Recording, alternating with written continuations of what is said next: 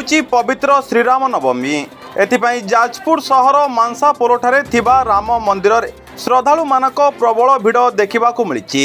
सकाळु सकाळु श्रद्धालु माने प्रभुको दर्शन करने पाई लंबा लाइन लगाई।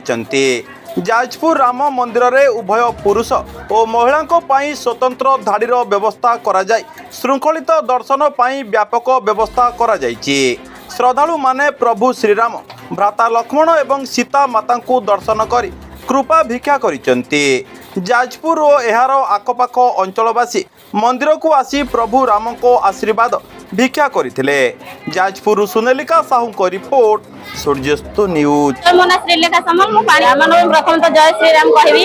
आज मर्यादा पुरुष श्री रामचंद्र जन्म दिवस सारा विश्व को पालन करुच्ची। आउ स्पेशली आम भारत वर्ष में अयोध्या मंदिर प्रतिष्ठा पर यार पालन अधिक बढ़ी जाइए। आउ मु तो रामंकर पूरा भक्त तेणु आज आम जाजपुर टाउन में राम मंदिर दर्शन आसलु। आते ठाकुर दर्शन कर बहुत भल लगे। बहुत भीड़ भी अच्छे आप देखिपे। भीड़ भितर धाड़ी रही ठाकुर कृपा लाभ कली परिवार मंगल कामना कली। सारा विश्व केमती शांति रहू कली जुगर केमी कलीर प्रभाव भगवान आमको मुक्ति दिंतु यह प्रार्थना कली। बहुत खुशी लगे। सरोज कुमार नायक। राम नवमी आज दिन हूँ पवित्र दिन है।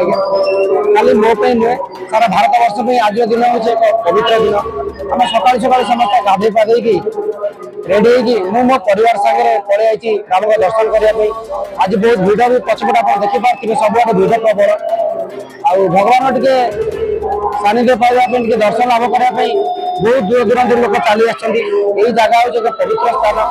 आर भी किंवदंती अच्छी रामकर लोक रास्ता लंबी